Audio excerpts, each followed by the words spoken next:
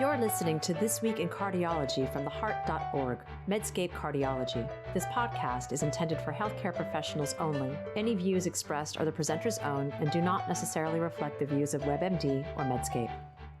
Hi everyone, this is John Mandrola from theheart.org, Medscape Cardiology, and this is This Week in Cardiology for December 12th, 2025.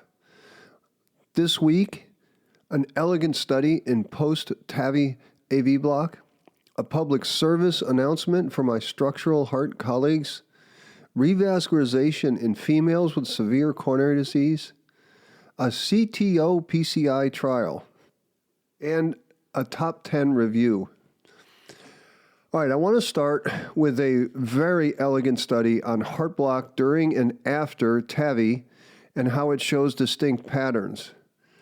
This group at the Beth Israel Deaconess Medical Center in Boston have published a remarkable study from their hospital regarding the mystery of AV block after TAVR. Now, before I tell you about this classical study of EP mechanisms, what else would you expect from the institution of the late Mark Josephson? I should set out the problem of AV block after TAVI. The problem is one of anatomy, namely the conduction system sits in close proximity to the landing area of the transcatheter aortic valve implant. Simply stated, if you squish important parts of the conduction system, you can impede AV conduction. Think of scissors and an electric cord. Now, the other main issue with AV block is one of extremes. No one wants to have a perfectly good aortic valve implant with cure of the aortic stenosis to result in a late death from delayed AV block. Now, there's no mystery when AV block occurs and persists after the procedure. This patient needs pacing simply because there are not enough heartbeats. It's easy. The main issues arise because transient AV block can occur during the procedure, or PR prolongation can occur post-procedure, or bundle branch block can occur post-procedure. All of these findings indicate some degree of injury to the conduction system, and they make us worry about not putting in pacers. But wait, putting in a pacemaker and then have it not be used is also something we want to avoid because obviously it's not ideal to have hardware in the bloodstream in the setting of a prosthetic aortic valve that could get infected. Now, surgical aortic valve replacement does not present the same consternation because the answer with surgical patients is much more obvious. You wait and wait. No one cares. The patient is in pain and it is fine to stay in the hospital. There is far less pressure to discharge surgical patient at some set time. If AV conduction recovers, you can often hold off on pacing. Sadly, with TAVI, cost constraints incentivize early discharge. It's crazy to me how strong this push is. When there is a concern about delayed AV block, I'm like, just keep the patient in the hospital. I mean, in the grand scheme of healthcare costs, this is nothing compared to all the unnecessary stents, stress tests, PCI that happen every day. But the answer is not welcomed. So we're forced to make decisions in TAVI patients. More often than not, in gray areas, we implant a pacemaker rather than not implant because we don't want our patients to have delayed AV block and die. Now, this dilemma is what makes the idea of simultaneous electrophysiologic evaluation during TAVI such a brilliant idea. And in a sea of inconsequential studies done to pad CVs or advance young people and academics, this paper from Beth Israel stands out as a true scientific exercise. Over a 3-year period, just over 400 consecutive patients at their institution underwent TAVI, and they were studied with an EP study at the beginning and the end of the TAVR procedure. This was accomplished simply with ECG leads and a multipolar catheter that could be used for atrial and ventricular pacing, as well as recording the all-important His bundle electrogram. And the cool thing is that rapid pacing is required during valve deployment, and this catheter could be used for that function as well. The primary outcome they were looking for is Mobitz type 2 or complete AV block, and this was mostly a descriptive study, but the observations are super interesting. It's in JAMA Cardiology. Okay, here are some results, the basics first. 63 of 409 patients, or 15% of patients, developed AV block during the TAVI procedure, and most were complete heart block. AV block was present at the end of the procedure in 19 patients, AV Wenke block in 2, Mobitz 2 block in 3, and complete heart block in 14. Now, resolution rates. Transient block. 48 patients, 76% of the time the block resolved during the procedure. The median duration of AV block was 2 minutes, the mean duration 17 minutes. Persistent AV block present at the end of the procedure occurred in 15 patients, that's 24%. These were patients who received permanent pacemakers for intraprocedural block. And 24 patients had pacemakers placed at the end of the procedure. 20 of these were temporary, and 4 permanent pacemakers were just placed immediately. Of the 20 with temporary pacemakers, 11 had persistent block that required a permanent pacemaker, but the other 9 presumably recovered. Thus, a total of 15 patients, or 3.7%, received permanent pacemakers due to resistant heart block developing during the TAVI procedure. High-grade block developed post-procedure. Now, this is different. Post-procedure in 25 patients, or 6.3%. Now, overall, the top 5 findings and lessons from this series were as follows. The delayed post-procedural block. The overall incidence, like I said, was 6.3%. This represents 25 of 394 patients who didn't have persistent intraprocedural block. The timing of the delayed block, 4 patients, it occurred before hospital discharge. 21 patients block occurred after discharge, and the median timing was 4 days post-procedure. Now, the nature of delayed block, persistent versus paroxysmal. So for paroxysmal intermittent block, this was in 20 of 25 patients. It was self-limited, averaging 11.5 seconds. Some had more prolonged episodic periods of 56 minutes to 11 hours, and only 3 of these 20 patients experienced syncope. Persistent block was noted in 5 of 25 patients, or 20%. What about pacemaker outcomes at follow-up? Despite all 25 patients receiving permanent pacemakers at 1 month, median ventricular pacing was 5.8%. Now, there are 5 basic messages that I kind of summarized from this elegant paper. The first is there's different mechanisms for immediate versus delayed heart block. The study revealed differences between intraprocedural and delayed block. Intraprocedural block that persisted required pacemakers at only 15 patients, 3.7%, while 48 patients had transient block that resolved. In contrast, 80% of those with delayed block cases were paroxysmal intermittent, and all 25 of these delayed blocked patients received permanent pacemakers.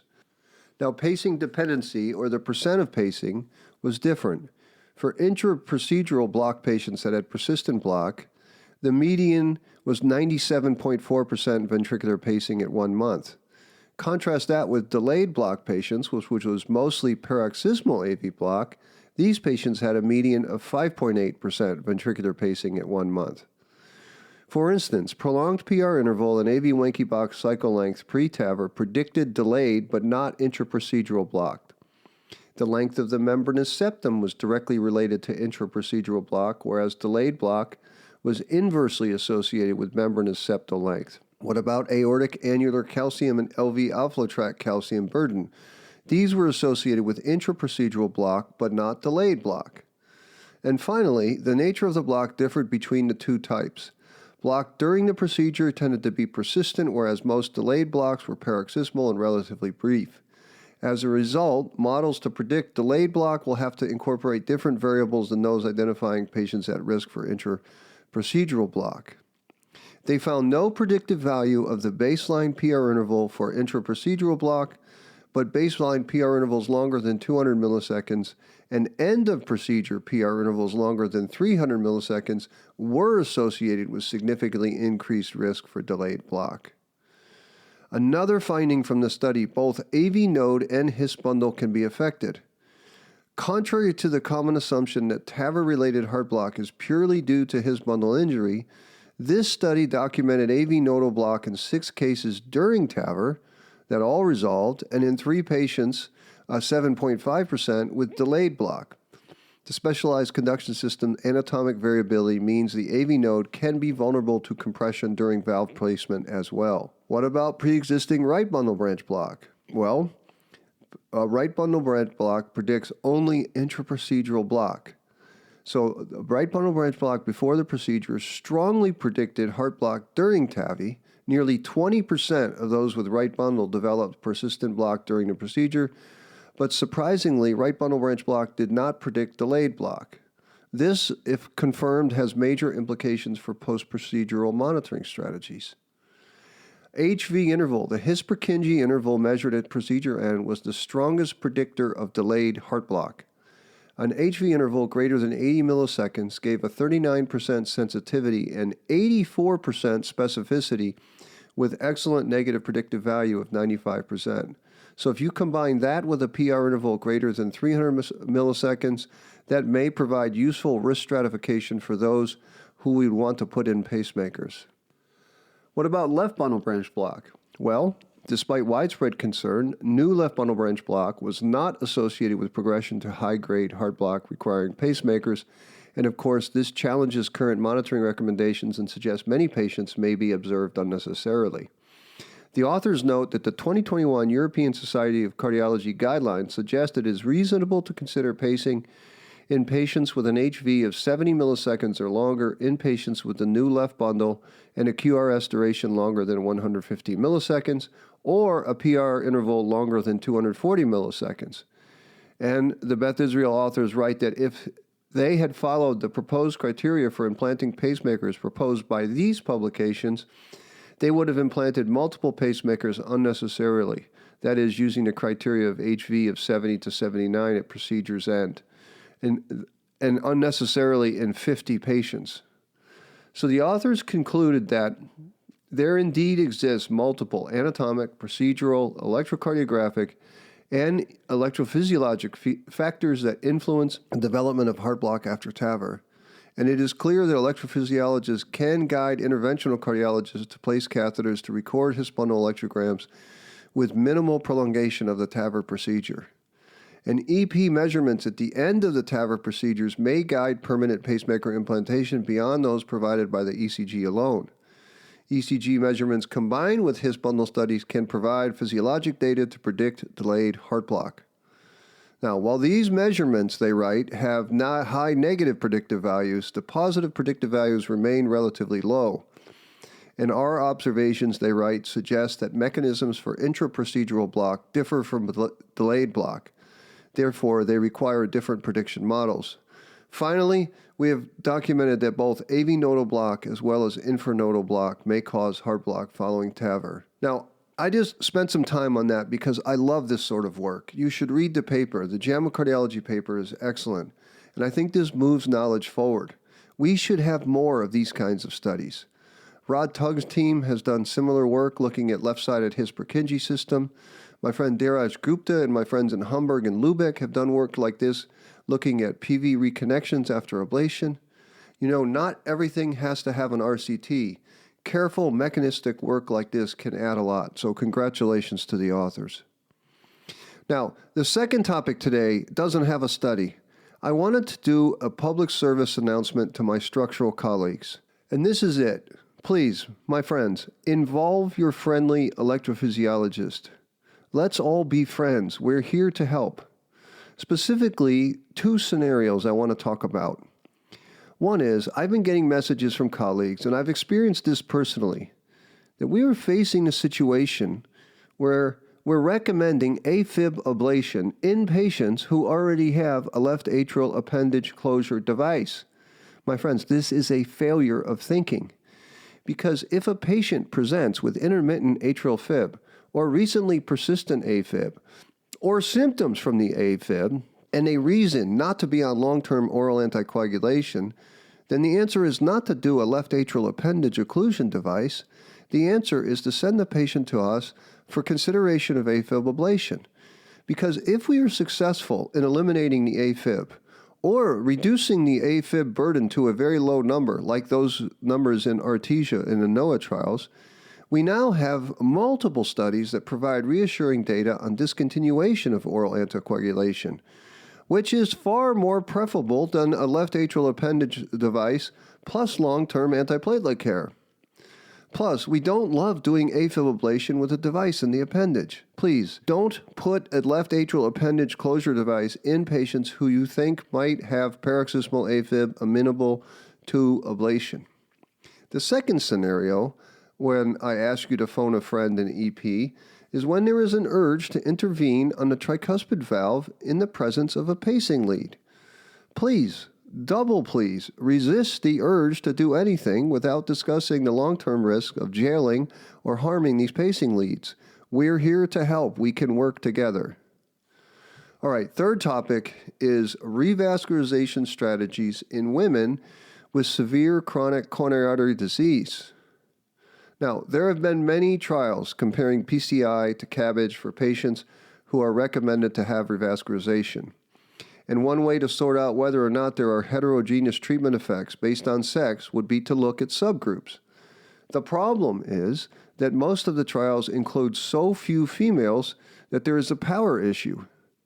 Now, a meta-analysis of 4 trials that I'll cite involved with left main disease included only 23% females. This meta-analysis is by Sabatine et al., and they found no difference in the outcome of death based on sex in the subgroup analysis. There's also a Lee et al. Meta-analysis in JACC Interventions. This is a meta-analysis of the best syntax and pre-combat trials. And again, females represent only about a quarter of patients. The subgroup analyses there found no differences in outcomes. But again, this all could be due to type 2 error due to low power. Now, when there isn't data from trials, the next step can be to look at real-world observational data. The European Heart Journal has published such an effort from a prominent team in Canada, although the senior author is Mario Gaudino from New York. They used clinical data registries from Ontario, Canada. The subjects were women who had first-time coronary revascularization, whether it was with PCI or CABG. The primary outcome was major adverse cardiovascular and cerebrovascular events, which was all-cause mortality, MI, stroke, repeat revascularization, and the secondary outcomes included the individual components of those. The population included 2,500 patients who had PCI and 3,700 about who had CABG. Now, prior to matching, patients who underwent PCI were more likely to be frail and have heart failure, although they were less likely to have left main disease and had fewer vessels with significant disease. Now, I hope you've noticed, since these were not randomized, that is, a clinician chose the procedure based on patient characteristics, some of which are on spreadsheets that are available to be matched and some of which are not. The authors did propensity matching on 33 characteristics, and they found 3 things. At a median follow-up of 5.1 years, MACE was higher with PCI compared with CABG. It was 1.81, highly significant confidence intervals. All-cause mortality was also higher in the group that had PCI. This was 34% higher, also statistically significant. Cardiovascular readmissions for MI, heart failure, stroke was also higher with PCI compared with CABG, 40% higher. Now, my comments. I would normally not cover such a study because surely patients referred for PCI and CABG differ substantially on baseline characteristics, and propensity matching is an imperfect way to sort out differences and approximate randomization. And I've said this before, but it bears repeating. Randomization is wonderful because it matches both known and unknown factors. Now, this paper, though, this observational study, had some strengths worth noting. One is that the authors did a falsification analysis and found that PCI and CABG had no effect on pneumonia and hip fracture. Now, I would have liked to have a few more falsification endpoints, but 2 is better than 0. This suggests that the groups were equally likely to get 2 common conditions of old age. The second strength in this paper, I think, is that the Kaplan-Meier curves for death took 2 years to separate. And that they did not separate immediately is somewhat reassuring because Kaplan-Meier curves that separate early on things like death strongly implicate a selection bias where sicker patients get one treatment preferentially. We did not see that in this paper. The third strength is that PCI group gets way more repeat revascularizations, which is exactly what you'd also suspect. Now, a fourth issue is that there are some biologic reasons why females might have worse outcomes with PCI. I'll quote some from the authors. They write, quote, women have a greater ratio of non-obstructive to obstructive CAD compared with men. That leads to a greater overall plaque burden in women compared with men for a given amount of obstructive disease. And, therefore, studies have suggested that the degree of plaque burden, rather than the extent of obstructive disease, is a stronger predictor of future cardiovascular events. So, non-obstructive plaques are not benign. As one study they cite demonstrated, a majority of MIs occurred from non-obstructive plaques rather than obstructive plaques. We know that from our teaching in medical school. And furthermore, an analysis from a registry demonstrated that women with non-obstructive left main disease had a nearly 80% higher risk for the composite of all-cause mortality, MI, or revascularization compared with men with non-obstructive left main disease. Now, as PCI primarily treats obstructive coronary disease, whereas CABG treats both obstructive and non-obstructive, it is plausible that the early operative risk of CABG in women is compensated by a greater long-term reduction in MI and all-cause mortality in CABG compared with PCI. Now, obviously, you know the solution to this. The solution to this would come from an RCT of women. And it turns out there is such a trial, and I think I should mention it. It's called the RECHARGE trial, led by a group in New York. RECHARGE is government funded. That's good. It will compare PCI and CABG in 600 women and in 600 Black and Hispanic adults who have severe CAD. The primary endpoint will be a hierarchical one with death and change from baseline in mean time average health quality of life at 3 years of follow-up. And of course, since it's a hierarchical endpoint, they'll use a win ratio to assess the effect size. Now, I laud the investigators for doing such a trial, but gosh, I worry about this endpoint. For instance, will there be enough power to sort out mortality signals? I mean, the Syntax trial enrolled 1,800 patients. The second issue is the change in quality of life is a tough measure when two totally different types of treatments are studied. Now, maybe at 3 years we can say that it's a measurable thing. But of course, there's no perfect trial. So good on the RECHARGE team for doing such a trial. The next topic today is about CTO PCI, and there's been an RCT in CTO PCI, but don't get your hopes up. Jack has published the results of an RCT in patients with CTO of a coronary artery. I know what you're thinking. Thank goodness we need data on this highly invasive, resource-intensive, costly, risky procedure. Sadly, we won't get much usable general information on the matter of doing PCI in chronic total occlusions. This trial studied a specific technique of opening a CTO. The procedure is called STAR, which stands for purposely placing a wire in a dissection plane and then re-entering downstream in the vessel. No kidding. Really, I read about this. They actually do this. Now, I learned that they used to try to use that wire to do a long stent in the beginning of the dissection plane, but that didn't work out so well. Now they do a balloon and come back later after healing to try to use a shorter stent. And this trial simply compared coming back at 5 to 7 weeks versus 12 to 14 weeks. Coming back sooner ended up being better. The primary endpoint, get this, was partial technical success of the stage procedure, defined as TIMI flow grade 2 to 3 with less than 30% residual stenosis into at least one greater than 2.5 millimeter distal branch. There wasn't a statistically different rate of the primary endpoint of partial success. It was 83% versus 71%. Thankfully, there were few serious complications. Now, my comments on this paper. I'm merely an outside observer here, a neutral Martian, but I have some questions for my interventional colleagues. First question. I may have missed a trial that showed that PCI, in addition to medical therapy, improves outcomes over medicine alone. Help me here. Is there one? I mean, there's Courage, there's Berry 2D, there's Ischemia. They all seem to show medical therapy is quite good. Now, even in patients with severe multivessel CAD and left ventricular dysfunction with myocardial viability, literally the perfect patient for revascularization, the Revive BCIS team could not find a benefit for PCI over medical therapy.